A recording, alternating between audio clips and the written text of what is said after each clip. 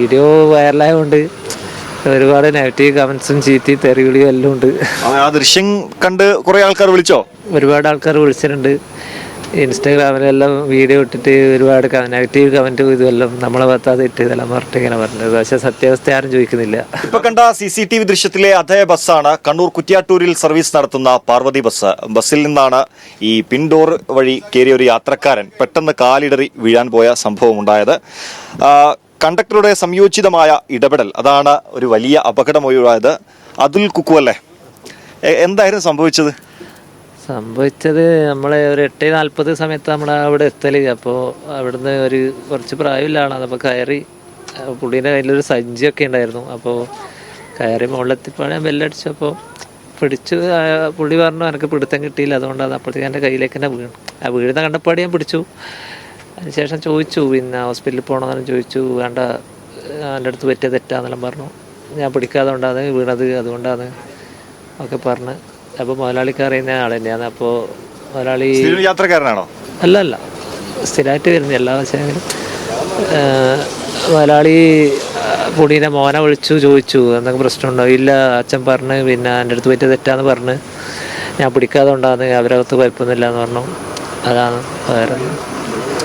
പിന്നെ ഈ വീഡിയോ വൈറലായതുകൊണ്ട് ഒരുപാട് നെഗറ്റീവ് കമന്റ്സും ചീത്തി തെറിവിളിയും എല്ലാം ഉണ്ട്. ആ ദൃശ്യം കണ്ട് കുറെ ആൾക്കാർ വിളിച്ചോ? ഒരുപാട് ആൾക്കാർ വിളിച്ചിട്ടുണ്ട്. ഇൻസ്റ്റാഗ്രാമിലെല്ലാം വീഡിയോ ഇട്ടിട്ട് ഒരുപാട് നെഗറ്റീവ് കമന്റും ഇതുമെല്ലാം നമ്മളെ ഭാഗത്ത് ഇട്ട് ഇതെല്ലാം പറഞ്ഞിട്ട് ഇങ്ങനെ പറഞ്ഞത്. പക്ഷെ സത്യാവസ്ഥ ആരും ചോദിക്കുന്നില്ല.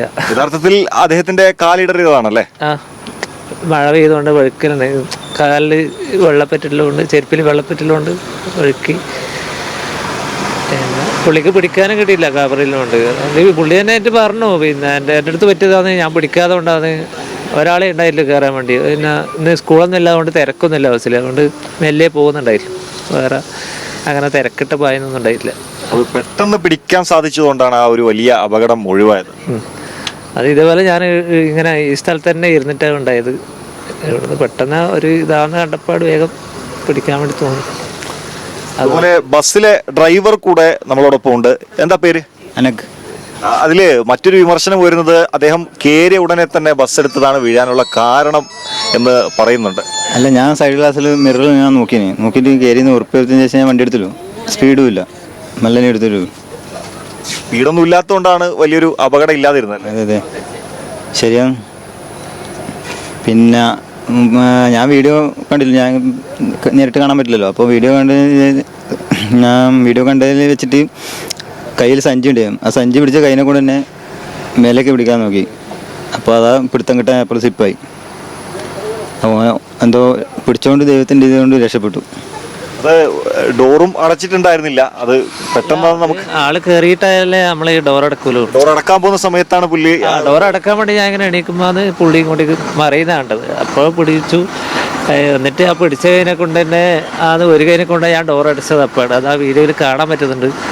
പക്ഷേ അപ്പോൾ വേറെ ഒരു ബംഗാളി പയ്യനുണ്ടായിരുന്നു. അപ്പോൾ ആ പുള്ളിയും കൂടി പിടിച്ചപ്പോൾ കുറച്ചൊരു ഹെൽപ്പായി. പുള്ളി കുറച്ച് വെയിറ്റും അല്ല കുറച്ചൊരു ആരോഗ്യമുള്ള ആളാണ്. എൻ്റെ ഈ ആരോഗ്യം വെച്ചിട്ട് എങ്ങനെ പിടിക്കുമെന്നൊക്കെ അറിയില്ല. അവർക്ക് ആ കമ്പിയും പിടിക്കാൻ കിട്ടിയോണ്ട് രണ്ടുപേരും കൂടെ താഴേക്ക് പോയതേ ഉറപ്പല്ലേ. എന്ത് ഭാരതോ ഭാഗ്യം. ആ യാത്രക്കാരന്റെ പേര് രവി എന്നാണ്. അദ്ദേഹത്തിന് ശാരീരികമായിട്ടുള്ള വലിയ പ്രശ്നങ്ങളൊന്നുമില്ല. ഒരു വലിയ അപകടം ഒഴിവായതിന്റെ ആശ്വാസത്തിലാണ് ആ യാത്രക്കാരനും ബസ്സിലെ ജീവനക്കാരും. മുഹമ്മദ് സൈഫുള്ള, മീഡിയ 1, കണ്ണൂർ.